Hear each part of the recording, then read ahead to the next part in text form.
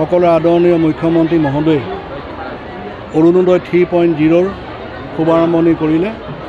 অৰুণোদয় 3.0 শুভাৰম্ভণিৰ লগে লগে যিসকল আমাৰ অসমৰ মহিলাসকলৰ খাদ্য সুৰক্ষা আইনৰ অধীনত যি ৰেচন কাৰ্ড নাই, নতুনকৈ ৰেচন কাৰ্ড বনাই দিয়াৰো তেখেতসকলে ঘোষণা কৰিছে।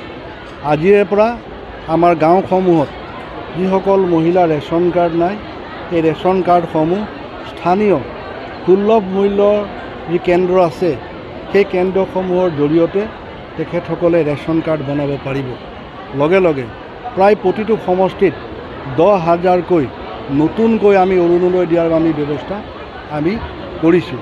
তাৰ বাবে প্ৰতিটো গাঁৱত প্ৰতিটো ভোট কেন্দ্ৰ অনুযায়ী এখন সৰু সৰু কমিটি থাকিব, পঞ্চায়তৰ সচিব মহোদয় থাকিব। আমি গাঁও সভা পাতি সেই মহিলাসকলক কণ্ডিশ্যন আগৰ ৰকমেই থাকিব।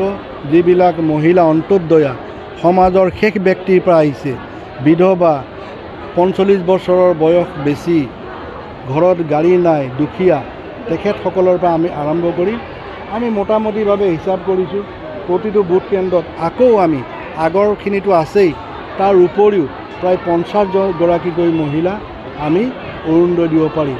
এটা হিচাপ কৰি চালে দেখা যায় গোটেই সমষ্টিটোত প্ৰায় আৰু 10-12 হাজাৰমান মহিলাই থাকিব, যিসকল দুখীয়া মহিলাই অৰুণোদয় নোপোৱাকৈ। পৰৱৰ্তী সময়তো সেই মহিলাসকলে পাব।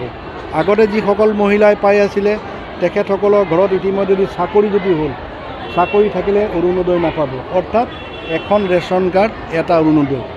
সেয়া তাৰ চাকৰি পোৱাৰ লগে লগে অট'মেটিকেলি সেই ৰেচন কাৰ্ড হোল্ডাৰৰ অৰুণোদয়টো আমি কৰ্তন কৰিব লাগিব, কাৰণ আমি নোপোৱাক আমি এই ব্যৱস্থা কৰিব লাগিব। আশা ৰাখিছোঁ আজি যথেষ্ট সংখ্যক মহিলা উপস্থিত আছে। গোটেই কথাখিনি মাননীয় মুখ্যমন্ত্ৰী মহোদয়ে বুজাই দিছে।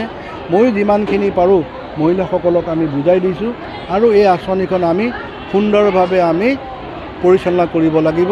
এই ক্ষেত্ৰত মই সাংবাদিক বন্ধুসকল আৰু আই মাতৃসকলৰ সহায় সহযোগিতা বিচাৰিছোঁ। ধন্যবাদ। এটা সমস্যা মানে আধাৰ কাৰ্ডৰ লগত লিংক হোৱা নাছিলে। ইতিমধ্যে আপোনালোকে গম পাইছে, এই আধাৰ কাৰ্ডৰ লিংকেজৰ ব্যৱস্থা অসম চৰকাৰে খুব সোনকালে আৰম্ভ কৰিব। মই ভাবোঁ এই সমস্যাটো সমাধান হ'বলৈ গৈ আছে। ধন্যবাদ। যিকোনো খবৰৰ বাবে যোগাযোগ কৰক 7090173330 অথবা 7099017990 নম্বৰত।